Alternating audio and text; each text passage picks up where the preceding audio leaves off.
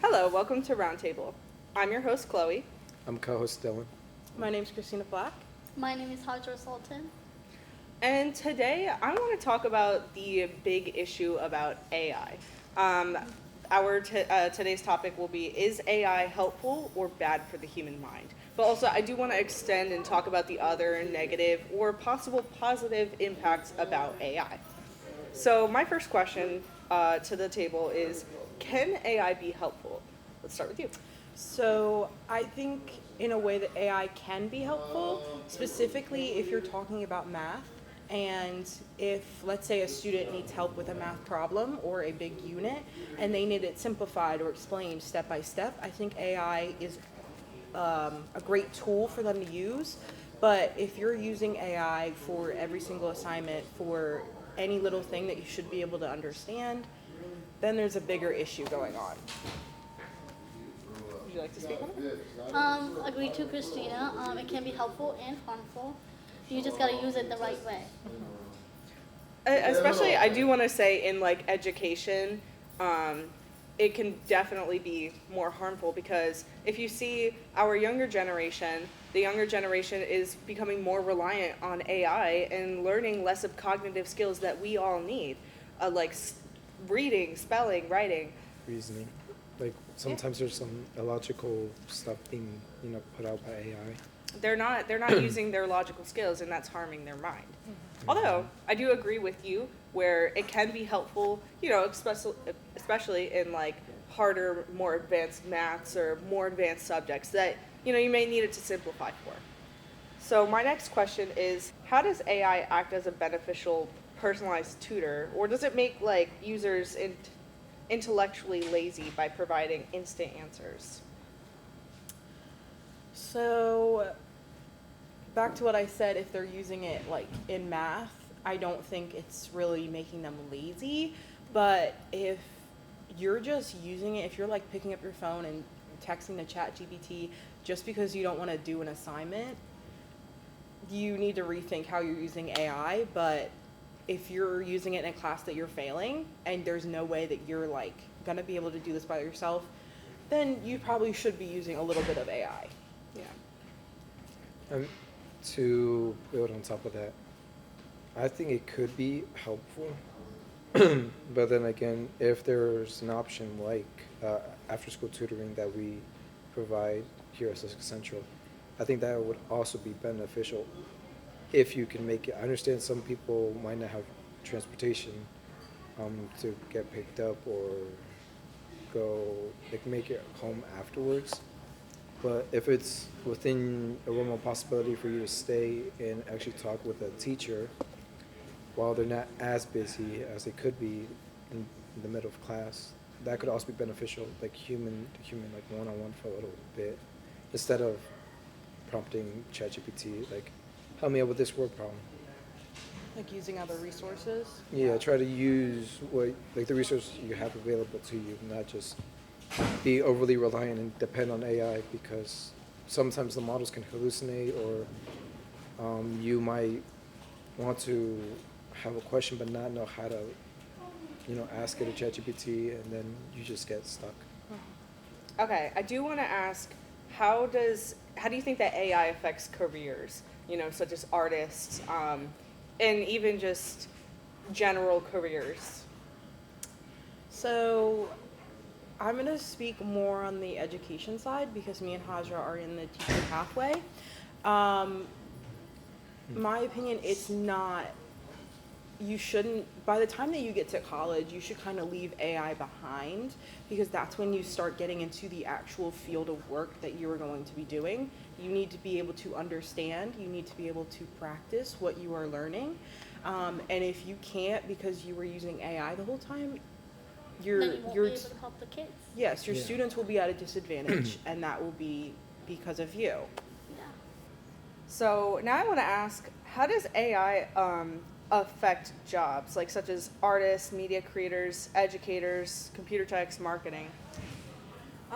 Those are just examples. You could go beyond that, though.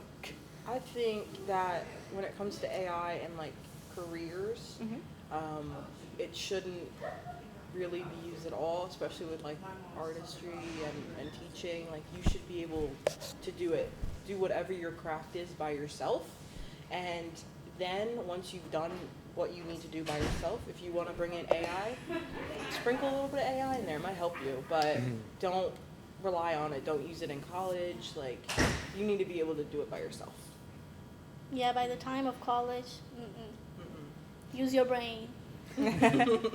I have an opinion to touch on that, in part because kind of as a creative, as I'm learning photo manipulation and stuff like Photoshop, Adobe Illustrator, Lightroom, and I go around taking photos, taking videos. There's like a little bit of an ethical dilemma where you want to be, creative, try to come up with something new, something fresh, and like provide like good quality work.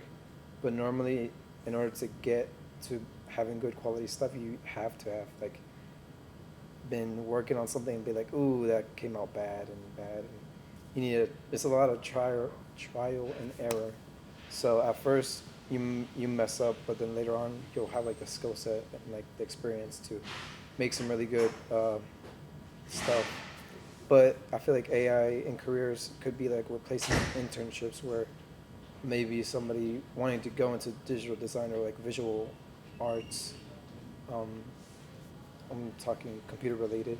Yeah. The company might just be like, AI can like spit this mediocre image in like a fraction of the time that it will take you. So we just think it's worth it to go with, pumping out things quicker, which is like, it depends on if you want quality or like speed.